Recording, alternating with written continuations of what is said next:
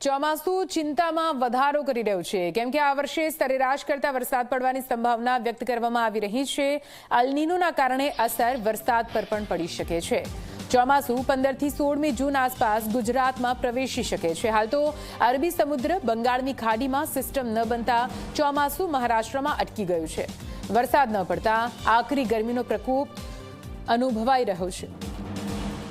હાલ અલ નીનોની અસરના કારણે 90% વરસાદનું અનુમાન છે, જેના કારણે વાવણીની તૈયારી કરતા ખેડૂતોની ચિંતા વધી છે। મહત્વનું છે કે વિશ્વભરમાં હવામાન વિજ્ઞાનીઓએ એક પર્યાવરણ બોમ્બ ફાટવાની ચેતવણી આપી છે, એક એવો બોમ્બ જે સમગ્ર પૃથ્વીના પર્યાવરણને હચમચાવી શકે છે। પેસિફિક મહાસાગરમાં નોંધાઈ રહેલા રેકોર્ડ બ્રેક ગરમીએ આ સદીના સૌથી ખતરનાક અને શક્તિશાળી સુપર અલ નીનોના આગમનની ઘંટડી વગાડી દીધી છે। જો આ કુદરતી ઘટના આગામી મહિનાઓમાં સંપૂર્ણપણે સક્રિય થઈ જશે તો ભારત સહિત સમગ્ર વિશ્વએ ગંભીર દુષ્કાળ, અસહ્ય ગરમી અને ખાદ્ય સંકટ જેવી અભૂતપૂર્વ સ્થિતિઓનો સામનો કરવો પડી શકે છે।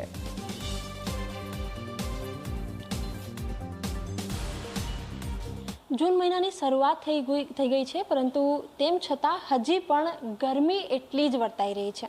1 ડિગ્રીનો ફરક રહ્યો, પરંતુ દિવસે ગરમી લાગતાની સાથે રાતના પણ એટલી જ ગરમી પડી રહી છે।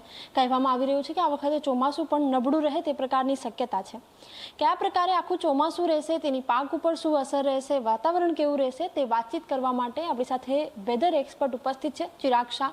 એમની સાથે વાતચીત કરીશું, એમને પૂછીશું। અચ્છા ચિરાગભાઈ, જૂન મહિનામાં સામાન્ય રીતે શાળાઓ શરૂ થતી હોય છે, એકાદ વાર વરસાદ પડી જતો હોય છે, આ વખતે નથી પડ્યો, શું કહેશો? આ વખતે જનરલી આપણે જે સ્થિતિ જોઈ રહ્યા છે કે ગરમી દિવસમાં તો હોય પણ સાંજે 7-8 વાગે થોડું ટેમ્પરેચર ડાઉન થાય, ઠંડક જેવું મહેસૂસ થાય, લોકો બહાર સૂતા હતા, ધાબા પર સૂતા હતા, એવી સ્થિતિ અત્યારે જોઈ નહીં શક્યા। એની પાછળનું મેઇન મૂળ કારણ છે અલ નીનો। આપણે આ વખતે અલ નીનોમાં છીએ। એટલે બેઝિકલી હું તમને કહું કે અલ નીનો વારંવાર કેમ આવે છે, એટલે આપણે એક સમસ્યા આપણે 3-4 વર્ષ પહેલાં બી આપણે અલ નીનો ફેઝમાંથી આપણે બહાર નીકળ્યા છે, પણ આ વખતનું અલ નીનો થોડુંક ડિફરન્ટ છે, સુપર અલ નીનો એટલા માટે એવું નામ આપવામાં આવ્યું છે, કારણ કે આ વખતે એવું થયું છે કે જે પ્રશાંત મહાસાગર છે વિશ્વ સ્તરે એનું ટેમ્પરેચર 2 ડિગ્રી ઉપર ક્રોસ થઈ ગયું છે। 1 જૂનનો અહેવાલ છે IMDનો।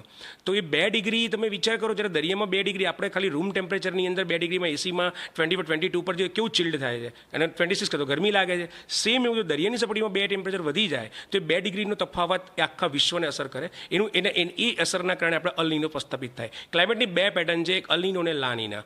લા નીના આપણે ગયા વર્ષે એક જ વર્ષ માટે રહ્યા, અમે લોકો ખુશ થઈ ગયા કે 4 વર્ષ લા નીના આપણા ગુજરાતમાં રહેશે, ઠંડી સારી મળશે, ચોમાસું સારું મળશે, પણ એની સામે અલ નીનો પાછો આવી ગયો। એની પાછળ મૂળ કારણ એક જ છે કે પ્રશાંત મહાસાગરનું ટેમ્પરેચર વધી ગયું છે, મેઇન જે પાટો છે બરફની બધી એ ઓગળી ગઈ છે એન્ટાર્કટિકાની અંદર, મને બહુ હ્યુજ અમાઉન્ટમાં, જેના કારણે આખી અસર વિશ્વ સ્તર પર અત્યારે ભારત ઉપર અને આપણા ગુજરાત પર અલ નીનો અસર આપણે જોઈ રહ્યા છીએ। એટલે જે ટેમ્પરેચર છે એટલે જે બેઝિકલી થવું જોઈએ એના કરતાં વધે રાત્રે કેમ, કારણ કે હવે જે ક્લાઉડ ફોર્મેશન છે જે આપણા મે મહિનામાં ડેવલપ થવા જોઈએ એ ડેવલપની અંદર બી વિક્ષેપ આવી ગયો છે, એટલે સીધા રેઝ આવે એટલે આપણને ગરમીમાં હીટમાં અત્યારે વધારે જોવા મળે છે।